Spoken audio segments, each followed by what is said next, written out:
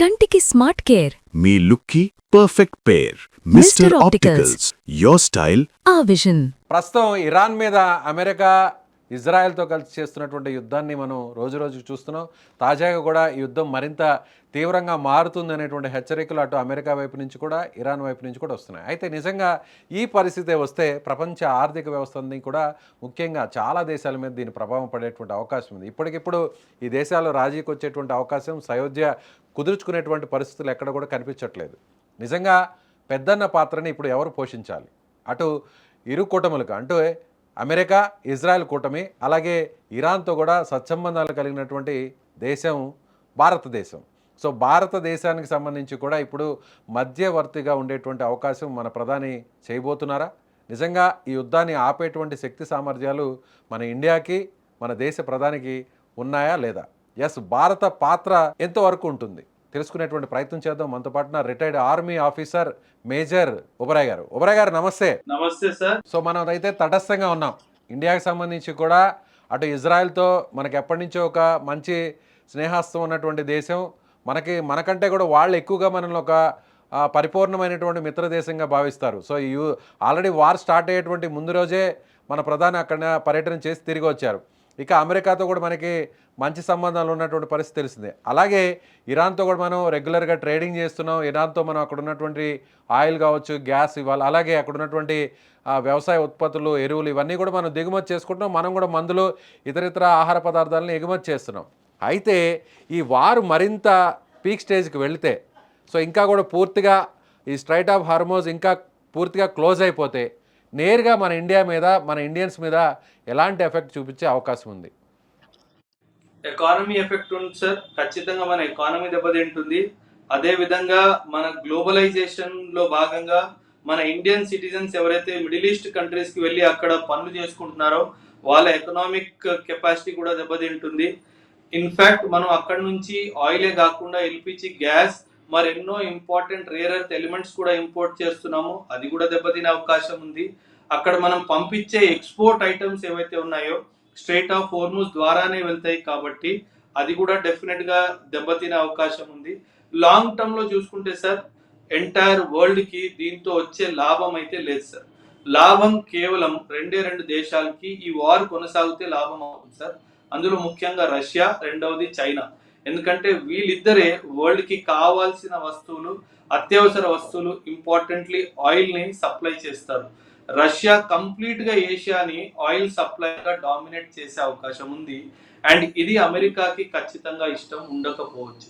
అందుకే అమెరికా ఓడిపోయాను అని ఒప్పుకున్నా సరే ఈ యుద్ధాన్ని ఆపేసే అవకాశం అయితే ఎక్కువగానే ఉంది సార్. జరగచ్చు అంటే మీరు అన్నట్టుగా ఇప్పుడైతే ఆగే పరిస్థితి లేదంటున్నారు. చర్చలకి కొలిక్కి తీసుకొచ్చేటువంటి ప్రస్తుత పరిస్థితుల్లో కనిపించట్లేదు ఎక్కడ కూడా. ఇరాన్ అందుకు సిద్ధంగా కూడా లేదు.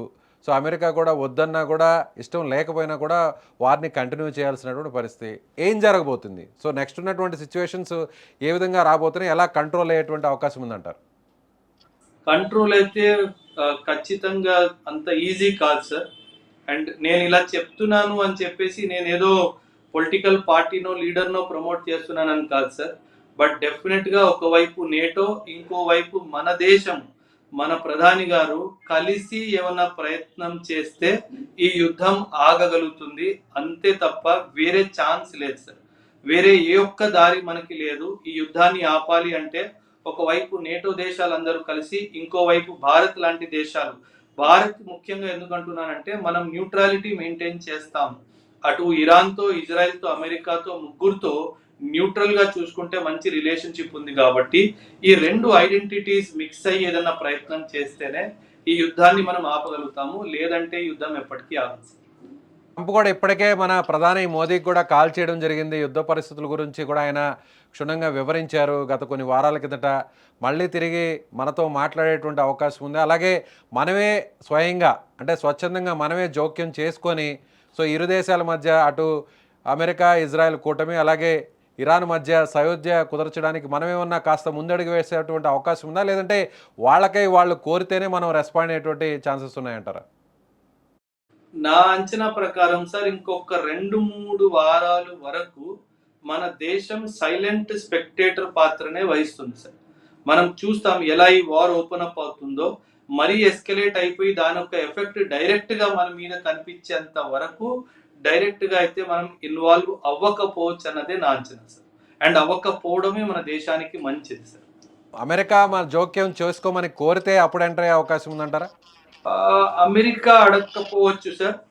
నేటో దేశాలు ఖచ్చితంగా అమెరికా మీద ప్రెషర్ క్రియేట్ చేసి ఒక రౌండ్ టేబుల్ కాన్ఫరెన్స్ లాగా ఒకవైపు ఇజ్రాయెల్ అమెరికా కూర్చొని, ఇంకోవైపు Iran and middle east countries కూర్చొని, మూడో వైపు India and NATO countries leadership కూర్చుంటే గనక ఇది అవ్వదు సార్. మనం అందరం మర్చిపోతుంది ఏంటంటే సార్, ఐక్యరాజ్య సమితి పూర్తిగా ఏ విధంగానూ చూసుకున్నా సరే పూర్తిగా విఫలమైంది అన్నది మనకి చాలా క్లియర్ గా అర్థమైపోయింది సార్.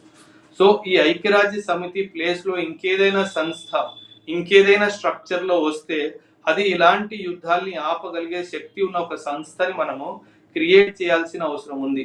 అందులో మన దేశం కీలకమైన పాత్ర వహించాలన్నదే నా అభిప్రాయం. సో నిజంగా ట్రంప్ అందుకు ఒప్పుకుంటారా?